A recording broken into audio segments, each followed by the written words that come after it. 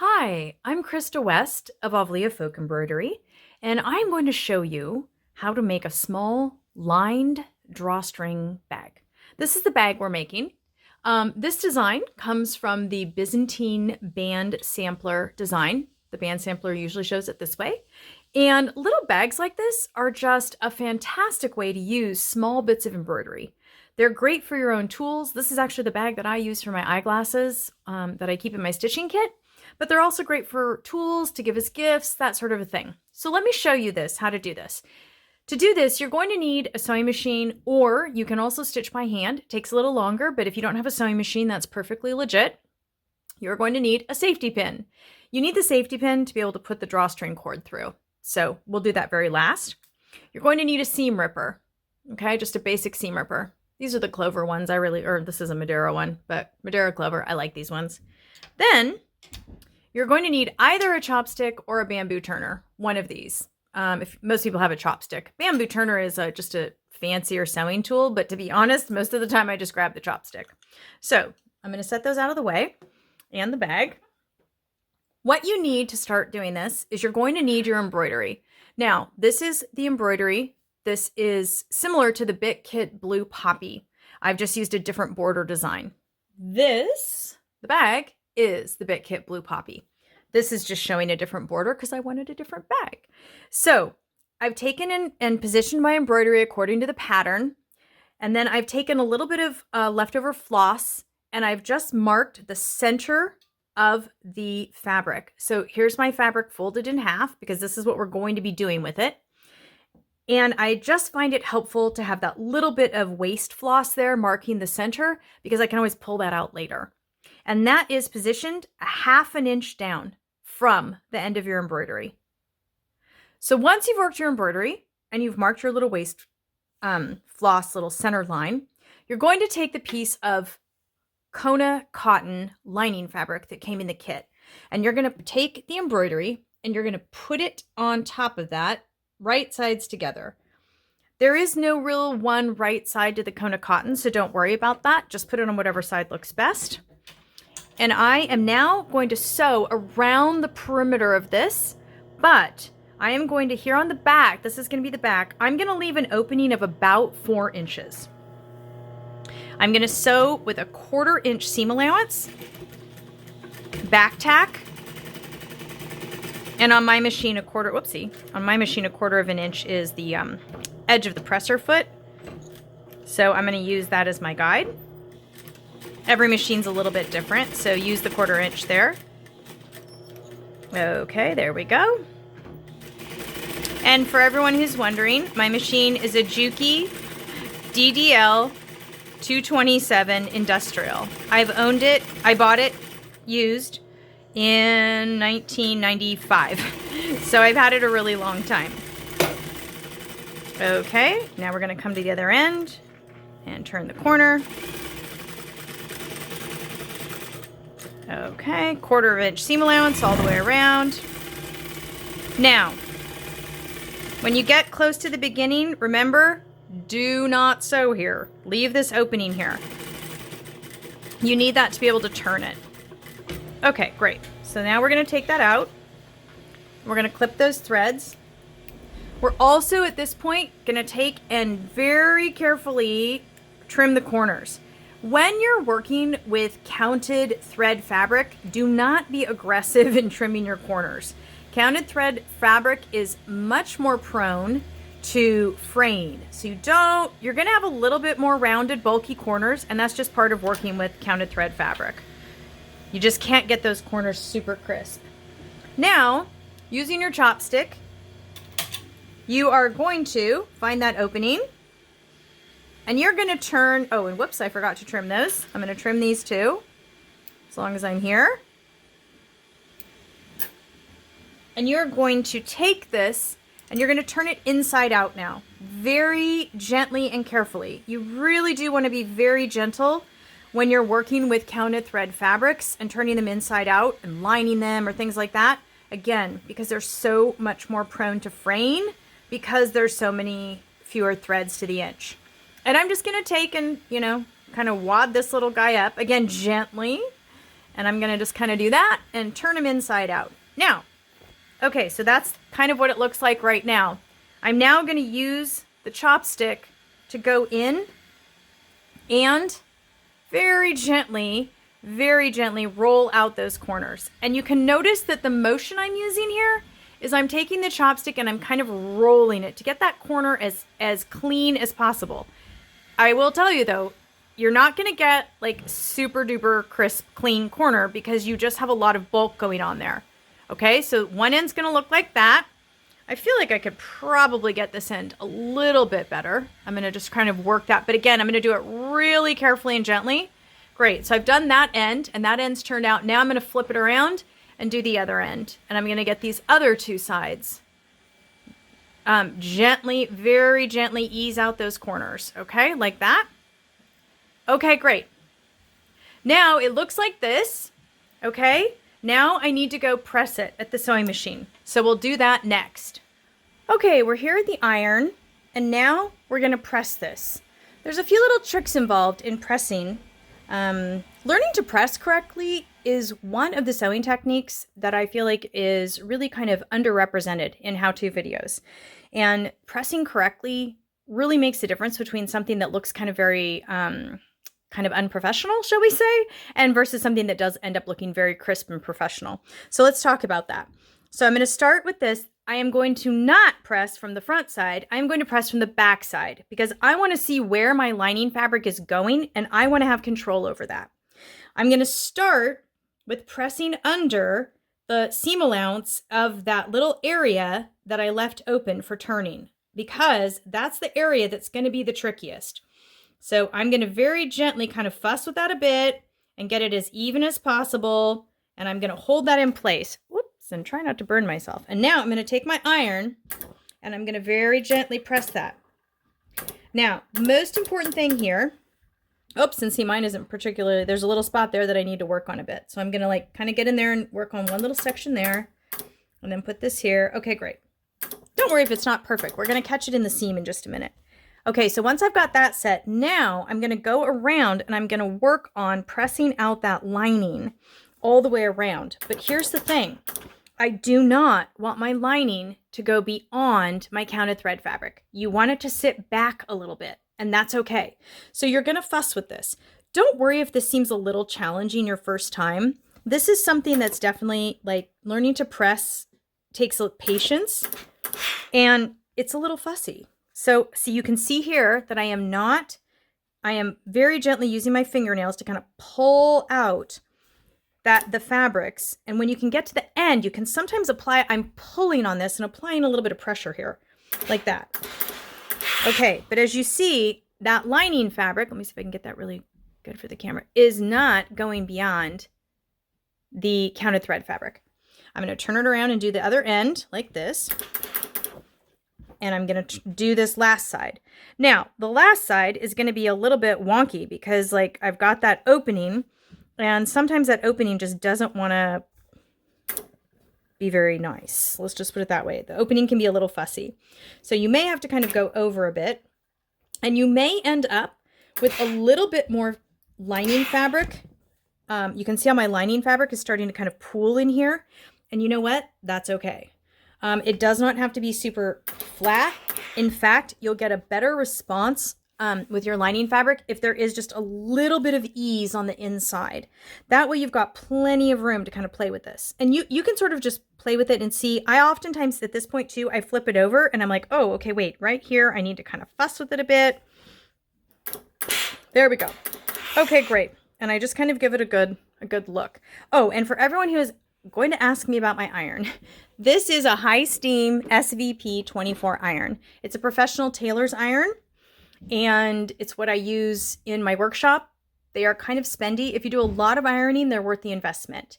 If you need something a little less expensive, then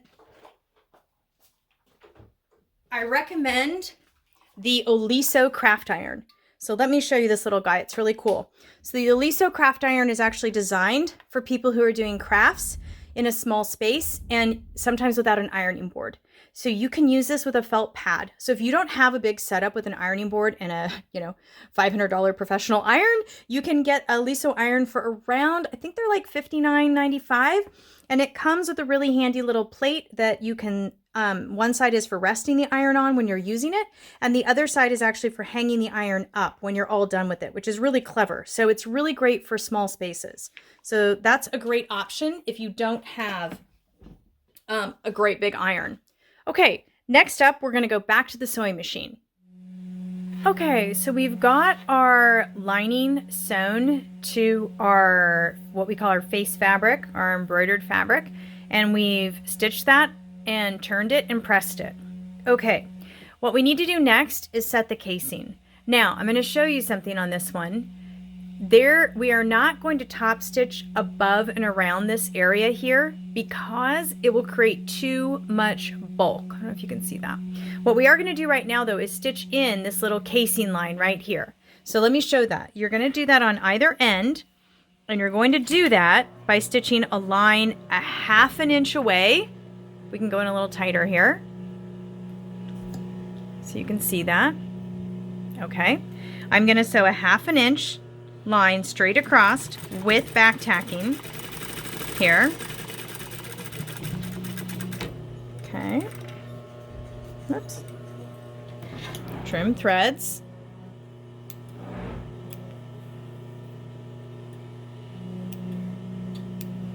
And then I'm going to sew another line about, I like to say maybe a little bit like a fat 1/2 inch. Almost 5/8. Just give yourself a little extra room there. It'll just help when we go to put the cording in. And you're going to stitch that and back tack. Okay. On this side. Like that. Whoopsie. I'll make sure you can see that. I'm going to stitch that. Okay, great. Now, I'm going to do that on both sides. So I'm going to come over here and do that on this side too. First a 1/2 inch.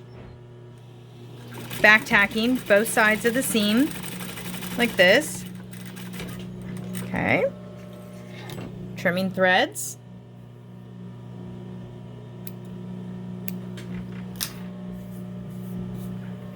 And then putting it in and stitching maybe just under 5/8. It's kind of like 1/2 inch isn't quite enough and 5/8 is a little too much, so you kind of have to split the difference. So we're going to do that. Trim our threads here. And we're going to trim the threads on this side.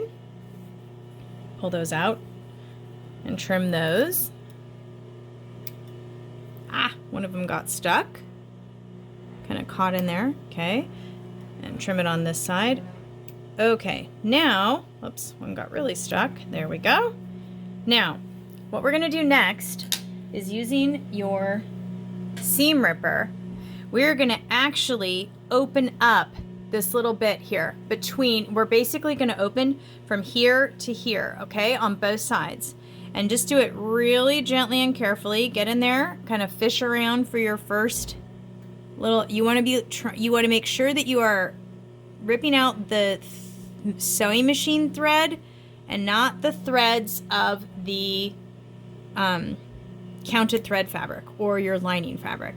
Once you get, the first one's the toughest one. You get that first one and then you just kind of gently ease the rest of them out. Now here, I don't tend to want to trim threads. I tend to, just as an extra little precaution, I tuck those threads back in.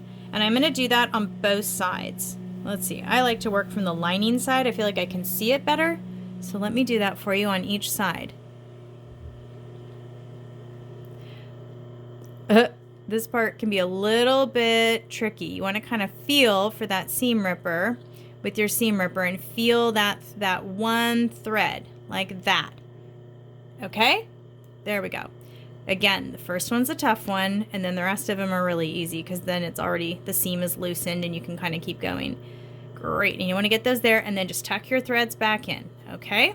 Then we're going to do that on the other side, okay? Let me see, make sure you can see what I'm doing. Okay, you know, these bags are really fantastic in all sorts of sizes. This is kind of my favorite lined bag technique, and I use it all the time. It doesn't have to be for just a small bag. It can be for bigger bags. You can even make like a drawstring work bag with this technique. It works great. It's a terrific way for using up scraps of fabric in your stash, both embroidery fabric and like fun lining fabrics.